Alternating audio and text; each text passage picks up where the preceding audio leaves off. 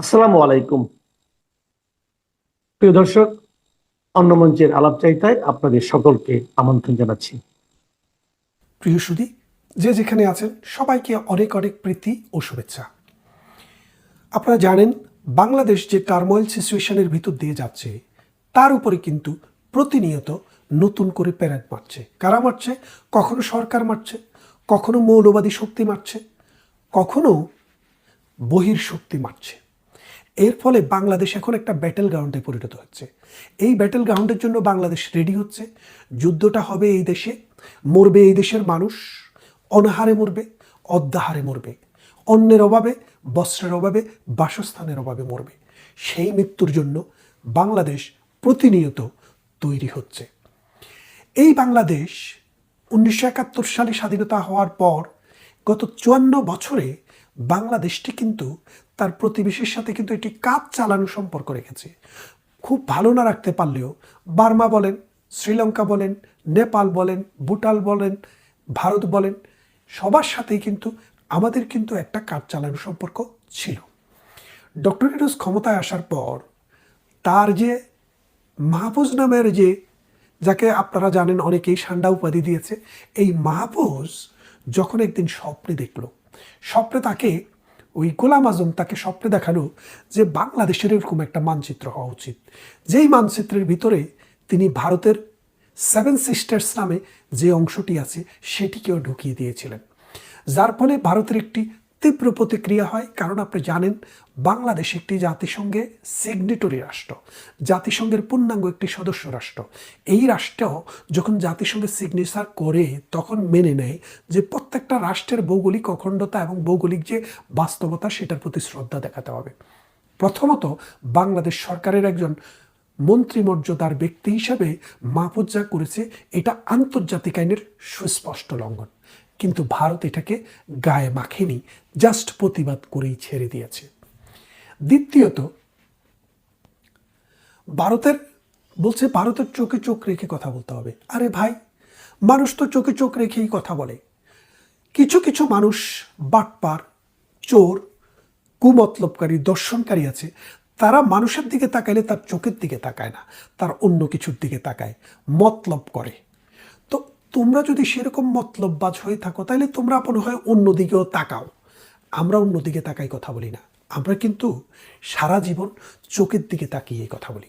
তো চোখে চোখ কার সাথে? ভারতের সাথে। তারপর যখন প্রধানমন্ত্রী শেখ হাসিনা যখন ভারতে আশ্রয় নিল, ভারতের কাছে প্রতিবাদ জানানো শুধু তা নয়, ভারতের কাছে ফেরত চাইল, নানানভাবে ভারতের সাথে কনফ্রন্টেশনে চলে গেল বাংলাদেশ।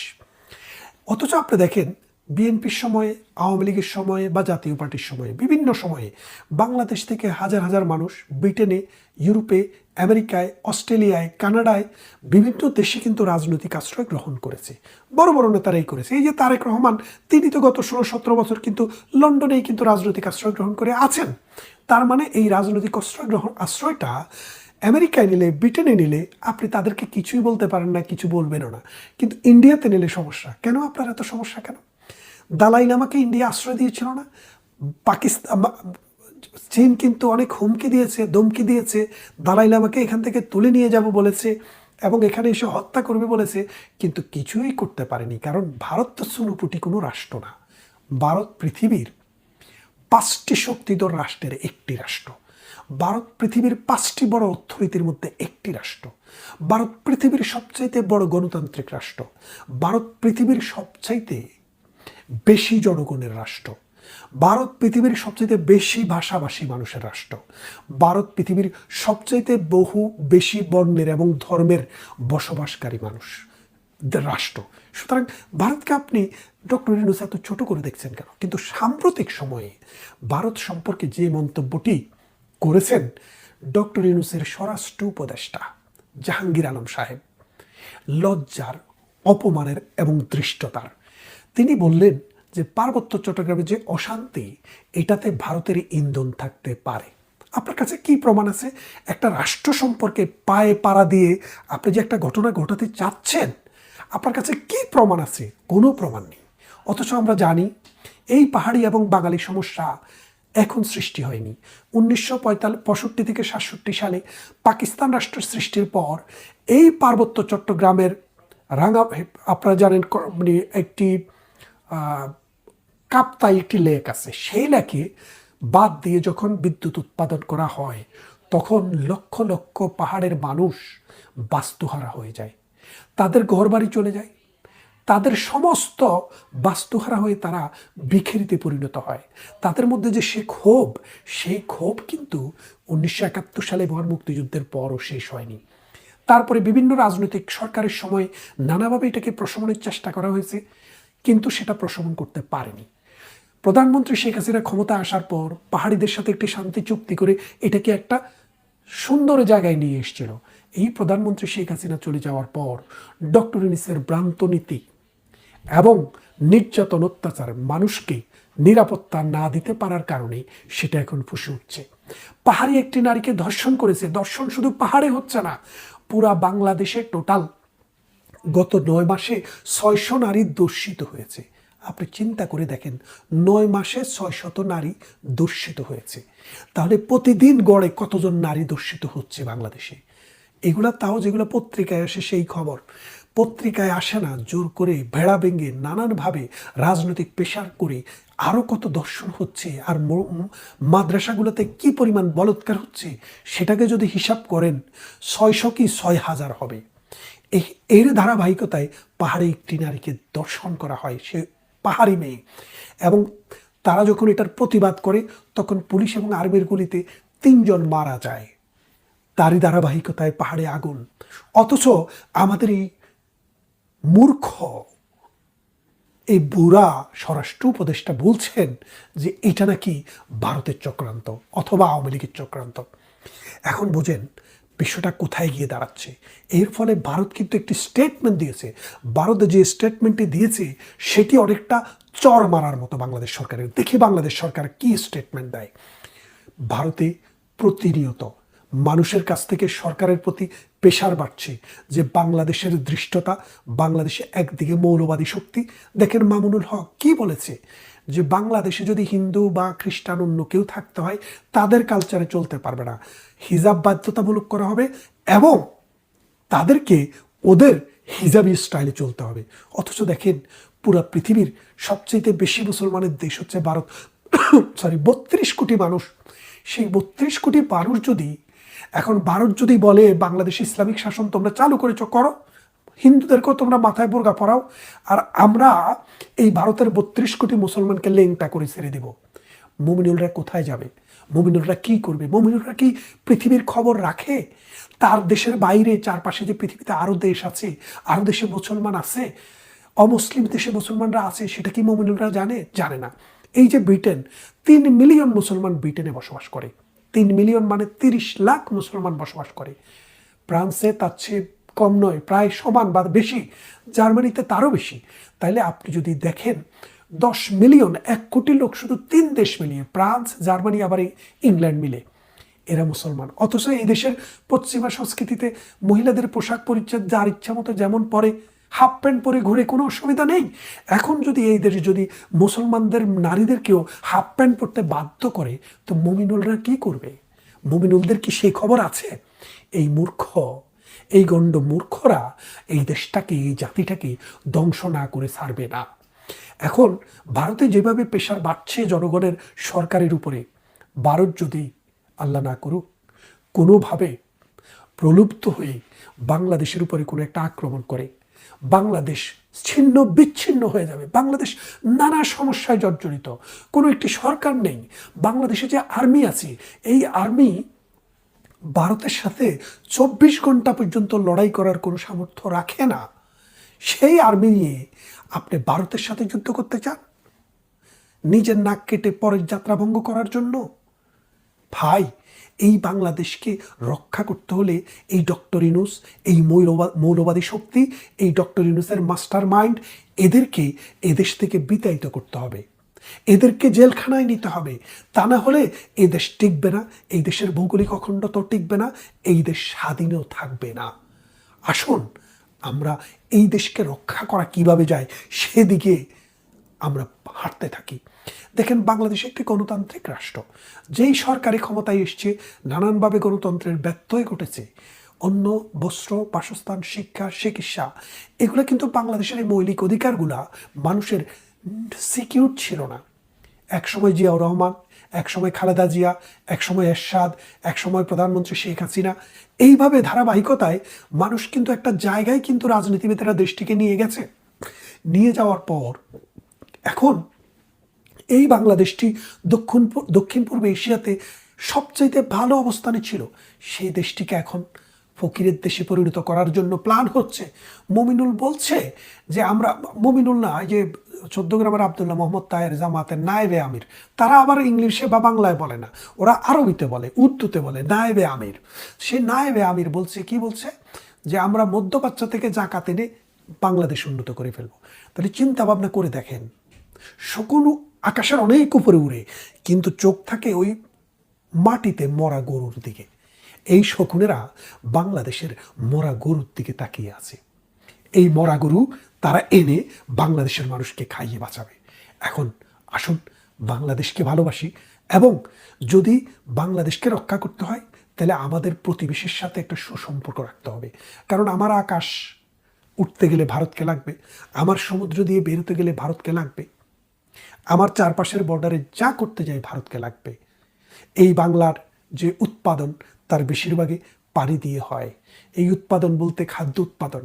ভারতের 54টি নদী আমাদের বাংলাদেশের ভিতর দিয়ে গেছে। এই 54টি নদী যদি বন্ধ হয়ে যায়, বাংলাদেশে খাদ্য উৎপাদন 3 ভাগের 1 ভাগও হবে না, অর্ধেক মানুষ অনাহারে মরবে। তার মানেটা কি হচ্ছে, বাংলাদেশ অন্যের জন্য ভারতের দয়ার উপরে নির্ভর করে। বাংলাদেশের যে বস্ত্র, এই বস্ত্রের কোনো যে উৎপাদন আমাদের দেশে হয় তার সমস্ত কাঁচামাল ভারত থেকে আসে, যার কারণে আমরা ব্যবহার করছি। এই আমরা যে 70 বিলিয়ন বিদেশে রপ্তানি করি, এই রপ্তানির যে কাঁচামাল এটা ভারত থেকে আসে। এই যে ইউনুসের সময় এখনো কিন্তু সেটা বন্ধ নেই, সেটা আসছে। কারণ এটা না হলে উৎপাদন হবে না। আমেরিকাতে, ইউরোপে আপনি রপ্তানি করতে পারবেন না। আর যদি আপনি চায়না থেকে আনতে চান, আমেরিকা থেকে আনতে চান, তাহলে এটার কস্টিং এবং টাইম ভারতের চাইতে প্রায় 20 থেকে 30% বেড়ে যাবে। আর যদি আপনার উৎপাদন কস্ট 20 থেকে 30% বেড়ে যায়, তাহলে আপনি বিক্রি করে লাভ করবেন কোথায়? তার মানে বাংলাদেশের যে বৈদেশিক মুদ্রা অর্জন, সেটাতেও ভারতের অবদান। তাহলে আপনার খাদ্য উৎপাদন করতে হলে ভারতের নদীর পানি, আর আপনি যদি বস্ত্র উৎপাদন করতে হয় ভারতের কাঁচামাল, আপনি যাবেন কোথায়?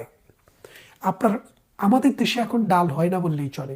আপনার পেঁয়াজ দরকার হলে ভারত থেকে আসে, আপনার আলু দরকার হলে ভারত থেকে আসে, কোরবানির গরু দরকার হলে ভারত থেকে আসে। আর গালি দেওয়ার সময় সবার আগে ওই হিন্দুদেরকে আপনি গালি দেন, সবার আগে ভারতকেই গালি দেন। ভারত এটা আর সইবে না, কারণ ভারত বুঝতে পেরেছে বাংলাদেশে মৌলবাদীরা শক্তিশালী হয়ে গেছে। এই শক্তিশালী যখন হয়ে গেছে, ভারত তখন তার সামরিক শক্তির দিকে খেয়াল দিতে বাধ্য হবে। আমরা চাই ভারত যেন এটা না করে, এবং আমরা চাই বাংলাদেশের মানুষ যেন এই মৌলবাদীদেরকে পরাজিত করে। এই মুহূর্তে আপনাদের সামনে কথা বলতে এসে ইউনুসকে আবারও ভারতের কড়া হুঁশিয়ারি, এই প্রসঙ্গটা নিয়ে আপনাদের সামনে এই মুহূর্তে কথা বলবো। গতকাল ভারতের পররাষ্ট্র মন্ত্রণালয়ের নিয়মিত সাপ্তাহিক ব্রিফিং হয়েছে। ব্রিফিংয়ে যথারীতি পররাষ্ট্র মন্ত্রণালয়ের মুখপাত্র রণধীর জয়সওয়াল নানা বিষয়ে কথা বলেছেন। এর মধ্যে বাংলাদেশ বিষয়ে, বাংলাদেশ সরকার বিষয়ে, বাংলাদেশ সরকারের ভূমিকা বিষয়ে কড়া জবাব দিয়েছেন। এটিকে যদি বলেন যে শুধুমাত্র ব্রিফিংয়ের জন্য ব্রিফিং, সেখানে থেমে থাকলে হবে না। অন্তর্বর্তী সরকারকে আবারও কড়া নিশানায় নিয়েছে ভারত। গতকাল রণধীর জয়সওয়ালের কথায় সেটি বেরিয়ে এসেছে। ডক্টর ইউনুস নিউ ইয়র্কে গিয়ে ভারতকে নিয়ে অনেক মিথ্যাচার করেছেন। ভারতের অন্যতম বিশেষত্ব হলো ভুয়া খবর। 2 দিন আগে নিউ ইয়র্কে এক সাক্ষাৎকারে নিজেদের বিরুদ্ধে ওঠা সংখ্যালঘু নির্যাতনের অভিযোগ নস্যাৎ করতে গিয়ে এমনই দাবি করেছিলেন অন্তর্বর্তীকালীন সরকারের প্রধান উপদেষ্টা ডক্টর মোহাম্মদ ইউনুস। এবার এ বিষয়ে তাকে পাল্টা জবাব দিলেন পররাষ্ট্র মন্ত্রকের মুখপাত্র রণধীর জয়সওয়াল। মন্ত্রকের মুখপাত্র রণধীর জয়সওয়াল ইউনুসের এই মন্তব্যকে মিথ্যাচার বললেন। তার মন্তব্য, আমরা এ ধরনের ভিত্তিহীন অভিযোগকে মিথ্যাচারের শামিল বলেই মনে করি। বাংলাদেশের অন্তর্বর্তী সরকারের প্রধান উপদেষ্টার এই মন্তব্য প্রত্যাখ্যান করছি। অর্থাৎ ডক্টর ইউনূস যে নিউ ইয়র্কে গিয়ে ভারতের বিরুদ্ধে মিথ্যাচার করছেন সেটির কড়া জবাব দিয়েছে ভারত। জাতিসংঘের সাধারণ পরিষদের অধিবেশনে গিয়ে গত মঙ্গলবার এক সংবাদ মাধ্যমকে সাক্ষাৎকার দিয়ে ডক্টর ইউনূস হিন্দুদের উপর নির্যাতন নিপীড়ন অভিযোগ নাকচ করেন। উল্টে ভারতকে দোষে ইউনূস বলেছিলেন, এখন ভারতের অন্যতম বিশেষত্ব হলো ভুয়া খবর। তার এসব কথা শুনে সমালোচকরা উদাহরণ হিসেবে তুলে আনেন চট্টগ্রামে ইস্কনের সন্ন্যাসী তথা বাংলাদেশের সনাতন ধর্মাবলম্বীদের প্রধান মুখ চিন্ময় কৃষ্ণ দাস ব্রহ্মচারী বা চিন্ময় প্রভু। দেশদ্রোহিতার অভিযোগে তাকে অন্যায়ভাবে দীর্ঘদিন ধরে কারাবন্দী করে রাখা হয়েছে। এমনকি আইনি লড়াইয়ের সুযোগও পাচ্ছেন না তিনি। বারবার জামিন খারিজ হয়ে যাচ্ছে। ফলে সংখ্যালঘু অত্যাচার নিয়ে ইউনূসের দাবি যে ঠিক নয় সেটাই বিশেষজ্ঞদের মতামত। আর তার পরিপ্রেক্ষিতে ভারতের পররাষ্ট্র মন্ত্রণালয়ের মুখপাত্র রণধীর জয়সওয়াল জোর প্রতিবাদ জানিয়েছেন এবং ইউনূসের এই বক্তব্যকে প্রত্যাখ্যান করেছেন। একই সাথে আরেকটি বিষয়ে আলোকপাত করেন, যে সেটি হচ্ছে খাগড়াছড়িতে সম্প্রতি ঘটে যাওয়া সহিংসতার ঘটনায় ভারতের ইন্ধন থাকার বিষয়ে বাংলাদেশের স্বরাষ্ট্র উপদেষ্টা যে মন্তব্য করেছেন তা ভিত্তিহীন বলে সরাসরি প্রত্যাখ্যান করেছেন। দেশটির পররাষ্ট্র মন্ত্রণালয়ের মুখপাত্র রণধীর জয়সওয়াল শুক্রবার এক সাংবাদিকের প্রশ্নের জবাবে বলেন, আমরা এ ধরনের মিথ্যা ও ভিত্তিহীন অভিযোগ স্পষ্টভাবে প্রত্যাখ্যান করছি। তিনি আরও বলেন, অন্যের ওপর দোষ চাপানো অন্তর্বর্তী সরকারের নিয়মিত অভ্যাসে পরিণত হয়েছে। তারা বাংলাদেশের আইন শৃঙ্খলা পরিস্থিতি বজায় রাখতে ব্যর্থ হয়েছে বলে মন্তব্য করেন রণধীর। অন্তর্বর্তী সরকারের আত্মানুসন্ধান করার পরামর্শ দিয়ে তিনি বলেন, তাদের জন্য ভালো হবে যদি তারা আত্মানুসন্ধান করে এবং পার্বত্য চট্টগ্রামে সংখ্যালঘু সম্প্রদায়ের ওপর স্থানীয় উগ্রবাদীদের সহিংসতা, অগ্নিসংযোগ ও ভূমি দখল কর্মকাণ্ডের পুঙ্খানুপুঙ্খ তদন্ত করে। রণধীর জয়সওয়ালের সাব জবাব বিশেষ করে দুটি বিষয় নিয়ে। ভারতীয় গণমাধ্যম মিথ্যাচার করছে ইউনূসের এমন কথা। আরেকটি হচ্ছে বাংলাদেশের স্বরাষ্ট্র উপদেষ্টা স্বয়ং ভারতকে জড়িয়ে পার্বত্য চট্টগ্রাম অস্থিরতার খোয়াবনামা রচনা করেছিলেন। এই খোয়াবনামা নিয়ে সাংবাদিকরা প্রশ্ন করলে জয়সওয়াল কড়া জবাব দিয়েছেন। অর্থাৎ আরও একবার ডক্টর ইউনূসের সরকারকে নিশানায় নিল ভারত সরকার। গত 14 মাসে এমন অসংখ্যবার ইউনূস সরকারকে নানাভাবে সতর্ক করে দিয়েছে, কিন্তু ইউনূস সরকারের তরফ থেকে ডক্টর ইউনূস নিজে, ইউনূস পরিষদের সদস্যবৃন্দ নানা রকম ভারত নিয়ে উস্কানিমূলক কথা বলেই যাচ্ছে। এ যেন পাকিস্তানেরই আর এক রূপ। পাকিস্তান যেমন নিজেরা খেতে পড়তে পারে না, অথচ ভারত নিয়ে উস্কানি দিতে গিয়ে নিজেদের 12টা বেজে যাচ্ছে। এদিকে পিওকে অস্থির, ওদিকে বালুচ অস্থির। পাকিস্তানের মানচিত্র অখণ্ড থাকবে কিনা এই প্রশ্ন দেখা দিয়েছে চারিদিকে অস্থিরতার কারণে। আজকে বাংলাদেশে বর্তমানে যে একটা সরকার, অবাস্তব একটা সরকার বসে আছে, এই সরকারটার কথায় বার্তায় বডি ল্যাঙ্গুয়েজে সবচেয়ে যৌক্তিক প্রতিবেশী, নিকট প্রতিবেশী ভারতের সাথে যেন গায়ে পড়ে ঝগড়ায় জড়াচ্ছে। এই গায়ে পড়ে ঝগড়ায় জড়ানোটা শেষ বিচারে বাংলাদেশকে কোথায় নিয়ে দাঁড় করাবে এই ডক্টর ইউনূস সরকার জানে, ডক্টর ইউনূস নিজে জানে আসলে এদের গোপন উদ্দেশ্য কি। যেটি হোক, ভারত আবারও হুঁশিয়ারি দিল বাংলাদেশকে এবং এসব হুঁশিয়ারি হতে হতে একটা ভয়ঙ্কর পরিস্থিতি, মাঝে মাঝে আমার শঙ্কা জাগে যে একটা ভয়ঙ্কর পরিস্থিতি ঘটে কিনা। কারণ বাংলাদেশ প্রতিনিয়ত বেফাস কথা বলছে এবং ইতিমধ্যে ইউনূস সরকার বাংলাদেশের জনগণের বহু ক্ষতি করে ফেলেছে। ভারত প্রসঙ্গে বিশেষ করে ভারতের ট্রান্সশিপমেন্ট বাতিল, ভারতে আমাদের রপ্তানি সুবিধা বাতিল, বিভিন্ন কিছু, এবং আমরা ভারতে যেতে পারি না, আমাদের ভারতের ভিসা বন্ধ। চিকিৎসা এবং শিক্ষার্থী ছাড়া আমাদের স্বাভাবিক অন্যান্য যে ভিসা, ভ্রমণ ভিসা, বিশেষ করে ট্যুরিস্ট ভিসা, একটা দেশে আমরা যেতে পারি না। সবচেয়ে নিকট প্রতিবেশী যে দেশ, এই যে ট্যুরিস্ট ভিসা বন্ধ, এতেই বোঝা যায় যে কূটনৈতিক সম্পর্কটা কোথায়। এবং ইউনূস যে এই কূটনৈতিক সম্পর্কটার যে উন্নয়ন ঘটাবে এ ব্যাপারে তার কোনো ধরনের অ্যাটেনশন নাই। একটা বিধ্বংসী সরকার ইউনূস সরকার। এই সরকারের অবসান হতে হবে, নইলে আভ্যন্তরীণভাবেও বাংলাদেশ ভালো থাকবে না, কূটনৈতিকভাবেও ভালো থাকবে না। শুধু ভারতের সাথে না, এত বড় খেলোয়াড় পৃথিবীর কারোর সাথে কোনো কূটনৈতিক সম্পর্ক নেই, এমন একটা অবস্থায় নিয়ে গেছে ডক্টর ইউনূস সরকার। ভারতের নতুন করে গতকালকের এই যে নিশানায় নেওয়াটা, এটি নিঃসন্দেহে অ্যালার্মিং। ডক্টর ইউনূস এবং ইউনূস সরকার অ্যালার্ট হবে কি না সে ব্যাপারে যথেষ্ট সন্দেহ আছে। ভারতকে নিয়ে উস্কানিমূলক আরও নানান রকম কর্মকাণ্ড করতে পারে এবং এগুলোর পরিণাম বাংলাদেশের জন্য ভয়াবহ, বাংলাদেশের জন্য খারাপ হবে। এই জন্য এই বাংলাদেশের মানুষকে আমরা বারবার বলি যে সচেতন হন, ইউনূসের বিরুদ্ধে কণ্ঠ উচ্চে তুলুন, কারণ ইউনূস একটা অযোগ্য অথর্ব সরকার। তাকে দিয়ে বাংলাদেশের আভ্যন্তরীণ আপনার জীবন মানের উন্নয়নও হবে না, কূটনৈতিক সম্পর্কেরও উন্নয়ন হবে না। এবং ভারত ডিসাইডেড, আমি বারবার একাধিক বক্তব্যে বলছি যে ভারত ডিসাইডেড যে ইউনূস দিয়ে হবে না, এবং ইউনূস যে স্টাইলে নির্বাচন করতে চায় সেটিও হবে না। নির্বাচন হতে হবে অন্তর্ভুক্তিমূলক, কাজেই বিদায় হতে হবে ইউনূস, এছাড়া মুক্তি নেই।